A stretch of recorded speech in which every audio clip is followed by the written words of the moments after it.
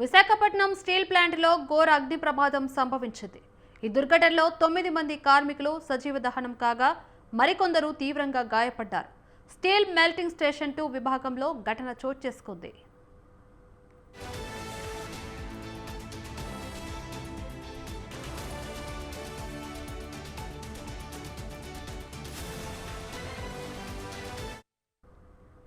Steel melting station 2లో conveyor ద్వారా hot metal ఉన్న లాడిల్స్ ను తరలిస్తుండగా అవి ఒక్కసారిగా కుప్పకూలాయి. దీంతో అత్యధిక ఉష్ణోగ్రత వద్ద ఉన్న ఉక్కు ద్రవం కింద పనిచేస్తున్న కార్మికులపై పడింది. ఈ ప్రమాదంలో 9 మంది కార్మికులు అక్కడికక్కడే మృతి చెందగా సమీపంలో ఉన్న మరికొందరు తీవ్రంగా గాయపడ్డారు. క్షతగాత్రుడు ఆసుపత్రికి తరలించారు.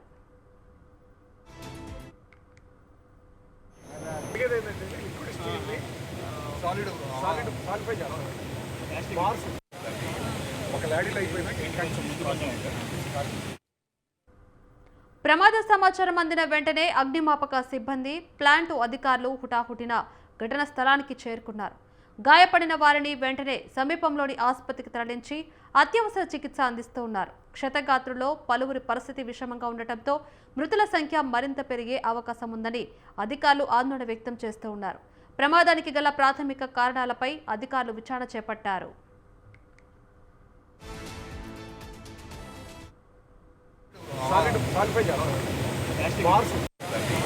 ఒక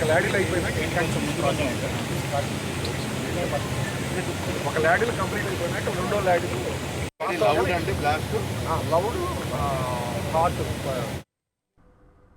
ప్రమాదంపై సీఎం చంద్రబాబు దిగ్భ్రాంతి వ్యక్తం చేశారు. ఘటనపై అధికారులతో మాట్లాడారు.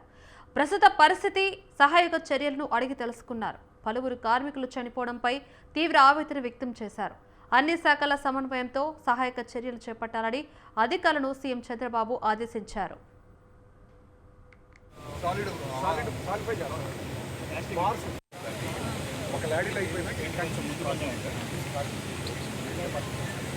ఒక ల్యాడీలు కంప్లీట్ అయిపోయినాక రెండో ల్యాడీలు లౌడ్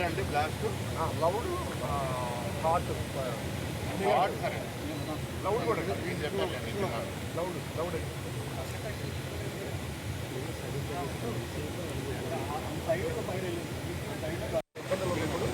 లాస్ట్ టైం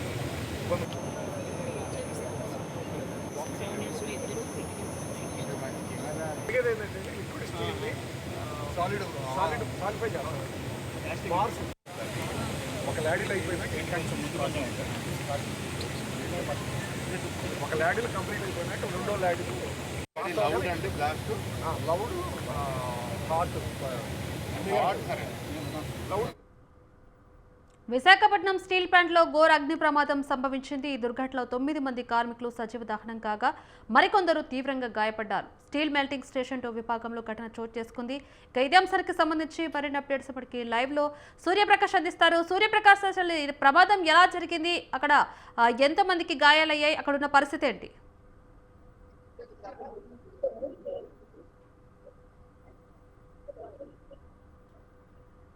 సూర్యప్రకాష్ చెప్పండి.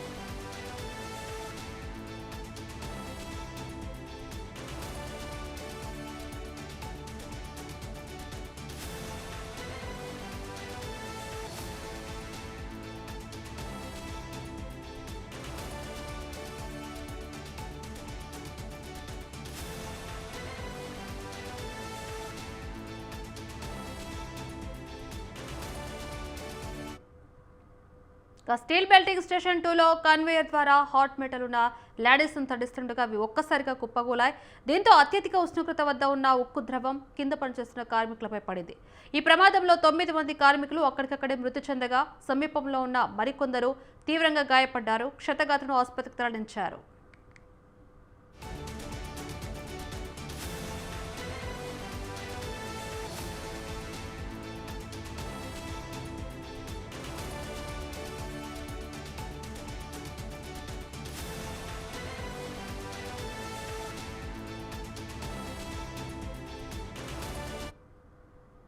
ఇక ప్రమాద సమాచారం అందిన వెంటనే అగ్నిమాపక సిబ్బంది ప్లాంట్ అధికారులు హుటాహుటిన ఘటన స్థలానికి చేరుకున్నారు. మరి ప్రమాదం ఎలా జరిగిందనే విషయానికి సంబంధించి లైవ్ లో మనకి సూర్యప్రకాష్ అందిస్తారు. సూర్యప్రకాష్, చెప్పండి, అసలు ఈ ప్రమాదం ఎలా జరిగింది, అక్కడ ఉన్న వారికి గాయాలు ఎలా జరిగాయి, అక్కడ ఉన్న పూర్తి సమాచారం ఏంటి? ఏదైతే విశాఖపట్నం స్టీల్ ప్లాంట్ ప్రాంతంలో ఈ విశాఖపట్నం స్టీల్ ప్లాంట్ కర్మాగారంలో ఈరోజు అయితే ఒక ఘటన అయితే చోటు చేస్తుంది. 4 గంటల 15 నిమిషాల సమయంలో అయితే చోటు చేస్తుందని చెప్పేసి జిల్లా వచ్చినైతే ప్రకటించి పరిస్థితుంది. 4 గంటల 10 నిమిషాల్లో ఘటన ఏదైతే ఆ బాయిలర్స్ ఏవైతే ఉంటాయో ఉష్ణ అత్యధికంగా 1500 డిగ్రీల సెల్సియస్ కి సంబంధించిన ఉష్ణంతో ఏదైతే ఉంటుందో అది ఒక బాయిలర్స్ వచ్చే ఈ కేబులింగ్ ఏదైతే ఉంటుందో ఆ కేబుల్ ఒక్కసారిగా బ్లాస్ట్ కావడం, అది ఆ యొక్క కేబుల్ కట్ అవడంతో అయితే పూర్తిగా దమ్ము అంతా కూడా పూర్తిగా కింద పడిపోయిన పరిస్థితి. ఆ పడిపోయిన సమయంలో దాదాపు అక్కడికక్కడే 4 పైన పడడంతో పూర్తిగా వాళ్ళు పసిగట్టలేని అంటే గుర్తుపట్టలేని విధంగా అయితే వాళ్ళు పూర్తిగా మరణించారని చెప్పేసి స్థానికంగా అక్కడ తోటి కార్మికులు అయితే తెలియజేయడం జరిగింది. ఘటన జరిగిన సమయంలో అక్కడ ఆ ప్రాంతంలో దాదాపు 25 మంది అయితే ఉన్నారు. అందులో 16 మంది ఈ ద్రవం ఎక్కడైతే దొరికిందో ఆ ప్రాంతంలో అయితే వాళ్ళు ఉండడంతో అయితే ఆ యొక్క 16 మంది కూడా భారీగా అయితే ఈ యొక్క ఘటనకి సంబంధించి పూర్తిగా వాళ్ళంతా కూడా ఇబ్బందులు అయితే ఎదుర్కోవడం అయితే, అలానే వాళ్ళ యొక్క బాడీస్ మొత్తం అన్ని కూడా పూర్తిగా కాలిపోయిన పరిస్థితి